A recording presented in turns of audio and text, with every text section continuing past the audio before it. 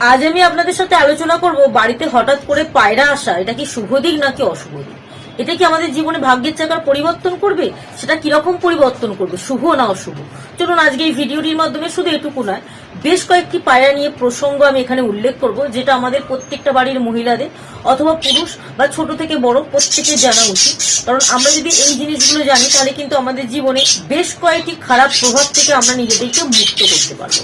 আগে জেনে নেওয়া যাক, পৃথিবীতে যত রকমের প্রাণী আছে, পাখি আছে, সবই কিন্তু কোনো গ্রহের নির্দেশে বিরাজমান করছে এই পৃথিবীতে। অর্থাৎ পায়রাকে চালনা করে বুধ গ্রহ, আর এই বুধ গ্রহ সৃষ্টি হয়েছে বৃহস্পতি আর রাহুর সংযোগে। বুঝতেই পারছেন, বৃহস্পতি আর রাহুর সংযোগ মানে বৃহস্পতি যেখানে সৌভাগ্য, ধন দৌলত এবং সৌন্দর্যের প্রতীক এবং সৌভাগ্যের প্রতীক, তো সুখ শান্তির প্রতীক। এছাড়াও রাহু কিন্তু আমাদের সংসারের নেতিবাচক শক্তির প্রভাব। তাই এই দুটো যখন সংযোগে এই বুধ গ্রহ সৃষ্টি হচ্ছে, তাহলে কিন্তু পায়রা আমাদের বাড়িতে এলে কিন্তু শুভ বা অশুভ দুটোর দিকে কিন্তু নিয়ে প্রবেশ করতে পারে।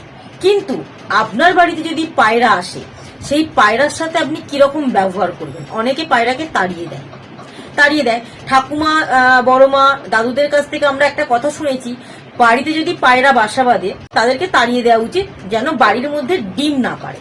এটুকু আমরা শুনেছি যে পায়রা বাড়িতে হঠাৎ করে নিজে থেকে এসে ডিম পাড়া বা ওখানে বাসা বানানো খুবই অশুভ। তবে আপনি যদি কোনো পায়রাকে নিজে থেকে ডাকেন তাহলে কিন্তু সেটা শুভ দিক। অর্থাৎ আপনি প্রতিদিন সেই পায়রাকে খাবার দেওয়ার বা জল দেওয়ার জন্য আপনার বাড়িতে ডাকছেন, এতে কিন্তু কোনো অশুভ প্রভাব নেই। তবে বাড়িতে ডাকার পর তাকে দানা খেতে দেয়া অথবা জল খেতে দেয়া কিন্তু খুবই শুভ লক্ষণ। দেখুন, পায়রা যখন আমাদের বাড়িতে প্রবেশ করলো, সে কিন্তু তার মধ্যে শুভ অশুভ দুটো দিক নিয়েই প্রবেশ করেছে, তাই তো। তো শুভ দিকটাও আমাদের সাথে ঘটতে পারে, অশুভ দিকটাও আমাদের সাথে ঘটতে পারে। কিন্তু আপনি যদি তাদেরকে খাবার খেতে দেন, জল খেতে দেন, তাহলে কিন্তু ওই অশুভ দিকটা কিন্তু কেটে যায়, অর্থাৎ শুভ দিকটাই কিন্তু আমাদের জীবনে প্রভাব ফেলে।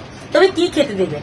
চাল না, গম, জব, ভুট্টা, জোয়ার, বাজরা, এই সমস্ত জিনিসকে আপনারা একসঙ্গে মিশিয়ে হালকা করে গুঁড়ো করে নেবেন এবং প্রতিদিন যদি আপনি পায়রাকে খাওয়াতে পারেন, তাহলে কিন্তু আপনার জীবনে যদি কোনো রাহুর প্রভাব থাকে, কোনো নেতিবাচক প্রভাব থাকে, অশুভ শক্তির প্রভাব থাকে, সংসারে ঝগড়া, অশান্তি, এই সমস্ত কিছু যদি সবসময় লেগে থাকে, কারণ পায়রাকে আমরা শান্তির দ্রুত বলে চিনি, তো যদি পায়রাকে আপনি প্রতিদিন বাড়িতে ডাকেন আর এইগুলো যদি খেতে দিতে পারেন, তাহলে যদি জল খেতে দিতে পারেন, তাহলে কিন্তু খুব শুভ।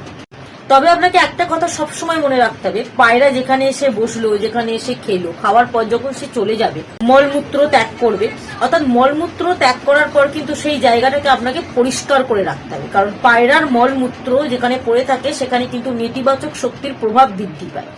তাই যখনই পায়রা আপনার বাড়ি থেকে চলে যাবে, আপনাকে মনে রাখতে হবে সেই জায়গাটা পরিষ্কার পরিচ্ছন্ন করে রাখা। এতে কিন্তু আপনার সংসারে কোনো খারাপ প্রভাব পড়বে না। তবে কেন বলা হয় বাড়িতে পায়রার বাসা বানানো অশুভ, পায়রার ডিম পাড়া অশুভ? কি বলুন তো, পায়রা যেখানটা থাকে না, পায়রা যেখানে ডিম পাড়ে, যেখানে বাসা বাঁধে, সেখানে কিন্তু সে মলমূত্র ত্যাগ করে। আর পায়রারা দেখবেন যেখানে লোকজন বেশি থাকে, সেই সমস্ত জায়গায় যেমন বসবাস করতে ভালোবাসে, তেমন কিন্তু ফাঁকা বাড়ি পড়ে আছে অনেক দিন ধরে, সেই সমস্ত জায়গাতেও বসবাস করতে ভালোবাসে। তবে তারা কিন্তু একটু মানুষ ঘেঁষা হয়, অর্থাৎ মানুষ যেখানে থাকে তারা সেখানে থাকতেই ভালোবাসে। তাই তারা কিন্তু বাসা বানানোর জন্য বাড়ির আনাচে কানাচে ছাদের বাসা বানানো তাদের জন্য সুরক্ষিত, সেই সমস্ত জায়গাগুলোকে কিন্তু তারা বেছে নেয়। কিন্তু আমাদের একটু সাবধান হওয়া উচিত, যখনই বাড়িতে পায়রা এসে বাসা বাঁধবে হঠাৎ করে নিজে থেকে এসে, তখন জানবেন আপনার সংসারে কোনো নেতিবাচক শক্তির প্রবেশ ঘটতে চলেছে, অর্থাৎ কোনো নেতিবাচক শক্তি আমাদের সংসারে প্রবেশ করতে পারে। তখনই আপনাকে সাবধান হয়ে সেই পায়রাদের তাড়িয়ে দিতে হবে। কারণ যখন তারা বাসা বাঁধবে, যেখানে বাসাটা বাঁধবে সেখানেই কিন্তু তারা ডিম পারবে এবং সেখানেই তারা মলমূত্র ত্যাগ করবে। আর এই মলমূত্রটা পায়রার কিন্তু খুবই অশুভ, যেখানে থাকবে সেখানে কিন্তু আপনারা পরিষ্কার করতে পারবেন না। আর পরিষ্কার না করার ফলে এই মলমূত্র জমা হওয়ার ফলে আমাদের সংসারে রাহুর প্রভাব বৃদ্ধি পায়। তো আজকে আমি আপনাদের সামনে আলোচনা করলাম যে বাড়িতে পায়রা এলে আপনাদের কি করা দরকার, কি কি খেতে দেওয়া উচিত, এবং বাড়িতে যদি পায়রার বাসা বাঁধে সেটা কিন্তু আপনি বাসা করতে দেবেন। তবে একটা কথা মাথায় রাখবেন, যদি আপনি বাড়িতে পায়রা পোষেন, সেই পায়রা পোষা কিন্তু খুবই শুভ বলে মনে করা হয়।